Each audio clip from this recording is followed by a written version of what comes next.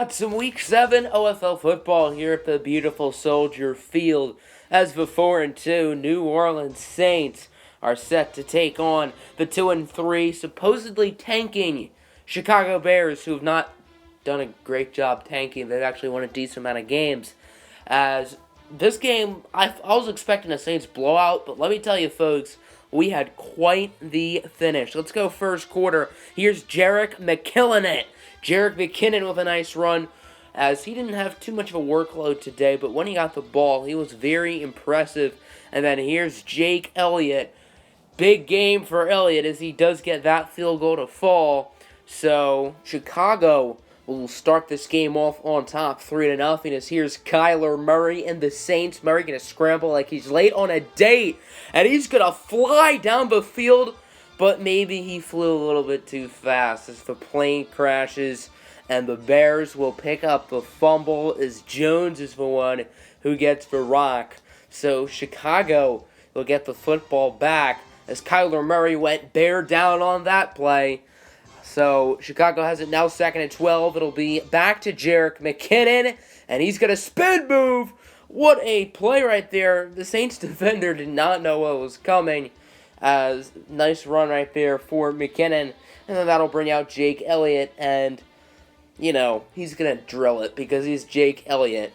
As you would see, this man is money. He makes it 6-0. Here's Murray launching one deep for his favorite target of the day, Speedy Sneed, as it's Willie Sneed bringing it to the 32-yard line, and then back to Sneed, this time for 6, and the Saints will take the lead as Speedy Sneed with that score. So now it's 7-6. Here is Josh Allen, as he's going to be sacked by K1 Short, who's going downstairs where Daddy hides the vodka.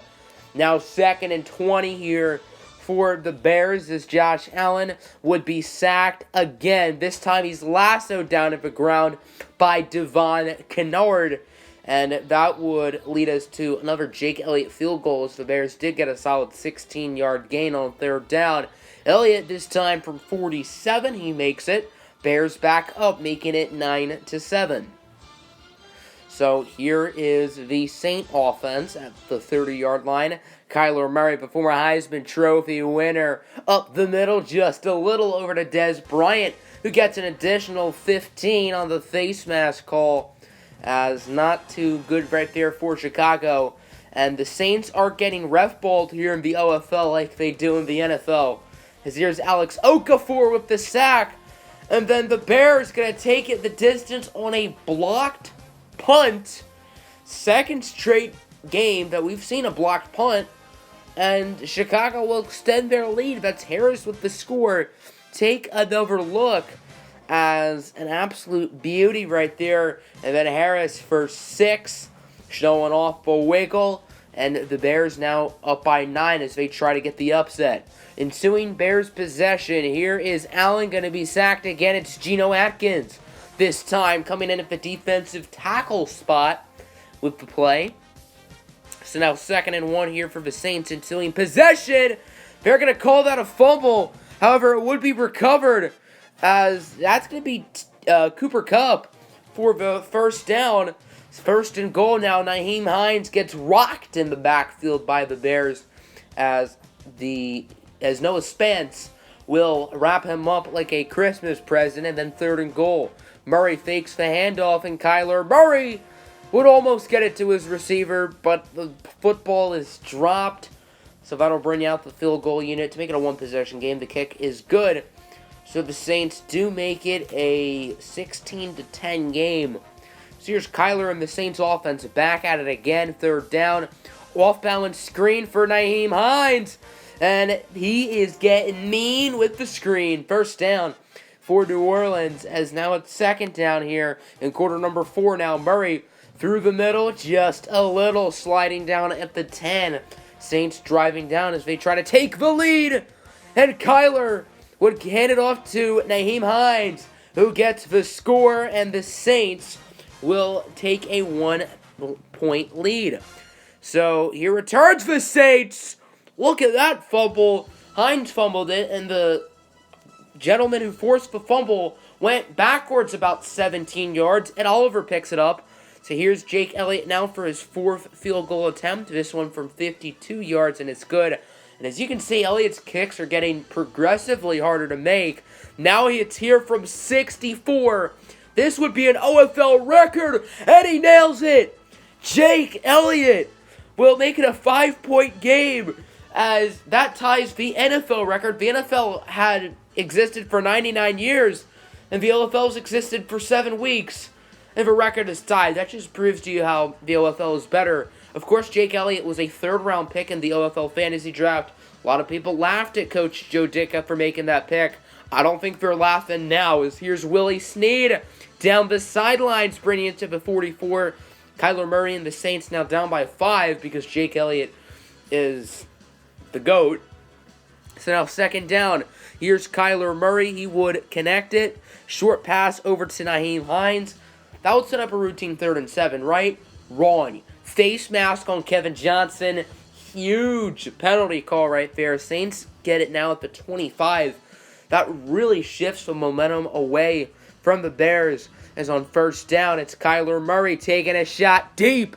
And he connects with his man, Cooper Kupp. It's showtime, Buttercup.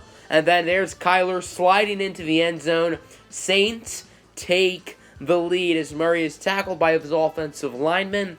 New Orleans going to go for 2, trying to make it a 3-point game. And you can't win all the battles, as that one would be tipped and incomplete. So here's Chicago. They have 1:34 left to go. Can they do it? Jake Elliott can make it from 64 yards out. So field goal range isn't too far away, and that might get him in field goal range. Nice 1st down right there to the 48. So here's Jake Elliott with the field goal, and it's no good. So Jake Elliott goes, like 5 for 5 today, including a 64-yarder. Yet he misses that one. I don't know the exact yardage, but still, that's an absolute killer for the Bears. They would get the ball back, hoping for a miracle as they try to get back in field goal range. And they would do that with this play. However, they don't have any timeouts, and they don't have time to get it back. And just like that, the Saints win an incredible finish, 23-22. The Bears losing because they miss a game-winning field goal. What's new in life? As you can see, these fans are cheering even though their team lost. Their fans are clearly embracing the tank as you take a look at the stats for the day. Pretty solid game from Kyler Murray. Willie Snead played very well for the Saints, and then defensively, no one really stood out. Obviously, kicking, Jake Elliott did have a really good game, including the 64-yarder, but he missed what would have been the game winner, which stings. Chiefs beat the Broncos on Thursday Night Football. RMP and the boys are now 4-2-1. Broncos suffer another loss. I had them as my OFL Bowl favorites at the beginning of the year. That's not looking as likely anymore at this point in the season, as KC is looking good in that division for right now. As then the Dolphins beat the Bills, so Miami still only has 1 loss. Just watch out. Miami is legit, 4-1-1. Meanwhile, the Bills, who I feel like still have a really good future, but this year's just not their year. They're 1-5. It's not pretty out in Buffalo. It's not pretty at all. Bengals beat the Jaguars 38-24. It didn't show the score, but whatever. As Cincinnati lost their first game of the year last week, but they get right back on track, and they are now 6-1. Meanwhile, for the Jaguars, I believe they are now 4-3, if not 3-4. They're in that mid-tier range. Lions beat the Vikings, so of course, if you're familiar with the Discord, if you're familiar with Patriots coach Alpo Pohl, he released his coach rankings, and in dead last was head coach Ian Billmeyer of the Lions. Is he the best of traders? No, but his team is 5-1, and the Lions have the best record in the ONFC, so that says something. Maybe he's not the best in the front office, but he knows how to coach his team. Packers beat the Raiders. Not too much detail to go on here, but okay. Falcons win their second straight game. Nice performance from Trace McSorley. They're beating the LA Rams, of course, led by Mr. Inactive himself, Zachary Nelson. Rams fall down to 3-4, and they could certainly see themselves falling behind in the dogfight known as the ONFC West. Big game for Carson Wentz. He throws 4 touchdowns as the Colts win their second game of the year. Texans, meanwhile, go down to 3-1. What a record for Houston. Of course, we saw them tied last week, and they've not been playing their best football the past few games. Niners beat the Redskins 21-7, so my Niners, the team I'm using, is now 4-2. We've won 3 in a row since the bye week, and Washington, who started off 3-0, has fallen to 3-4.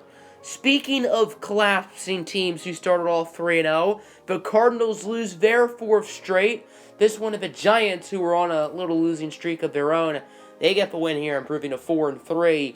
So Washington and Arizona, they looked set after week 3. They were 2 of the 3 teams who were undefeated, with the other one being Cincinnati, and both of them have just lost out. I don't know what it is, but those squads need to figure something out. Chargers beat the Titans 38-26, 4 touchdowns from Tom Brady. Another 4 for Russell Wilson is the Titans, who started off 4-1, are really starting to fall off. They still lead their division, but the Texans and Jaguars aren't too far behind them, and meanwhile the Chargers could certainly make a play in their division. The Seattle Seahawks dropped 51 on Baltimore, as Seattle's definitely gotten off to a slow start this year. They have one of the better rosters in the league, one of the better coaches in the league, and 2-time OFL Bowl champion Roberto Nandino IV. It just hasn't been a great year in Seattle so far, but they dropped 51 on the Ravens, who are a very respectable team. Baltimore's been really good this year. The Cowboys beat the Eagles, so Dallas wins their 2nd straight game, improving to 2-4-1. The Eagles' win streak is now donezo. I believe they are now 4-3, if I'm not mistaken. They had a nice 3-game streak, but that one ends as they are now tied for the best record in their division with the Giants. And then last but not least, in a little bit of a squeaker, it was ugly, but the Patriots got the job done. They are now 6-1.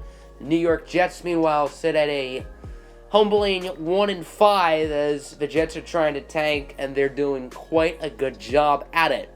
So here's a look at the Week 8 schedule. Definitely got some interesting slate of games here. Cardinals and Saints. That would have been really fun at OFL 19, me versus Nick. I do play Nick next week, and Cardinals and Saints would be fun if we haven't watched the Saints 3 times already this year. Anyway, here's a look at the standings. Bengals with a 2-game lead in the AFC North. AFC South looks like it's going to be a dogfight between those 3 teams. Dolphins standing pat with New England. The Kansas City Chiefs half a game ahead of the Chargers and the Broncos. The Detroit Lions with a comfortable lead in the NFC North, ahead of the Vikings and Packers by 2 games. Saints a game ahead of the Falcons, 1.5 ahead of the Bucks. Giants and Eagles deadlocked for first in their division, and then it's San Francisco atop of the West. So looking at the playoff seedings, Patriots 1, Bengals 2. You got the Chiefs at 3, Titans at 4, Dolphins at 5, and then one of those other 4 and 3 teams at 6. And then in the ONFC, Lions 1, Saints 2, Niners 3. You got the Giants at 4, and then the Falcons, Eagles, and Seahawks are all 4 and 3, fighting out for a wild card spot. And there are a bunch of 3 and 4 teams too, so that wild card race could get really, really interesting. Looking at the players of the week, they go to Baker Mayfield, Russell Wilson, Nickel Roby-Coleman, and Danny Trevathan. And then Nick, of course, the head coach of the Cardinals, wants me to prove that I have not forced win any of his games, which I have not. It does have a forced win for the home game for Week 12, because that is the bye week. So, Nick, I am not cheating you. Have a good day, everybody.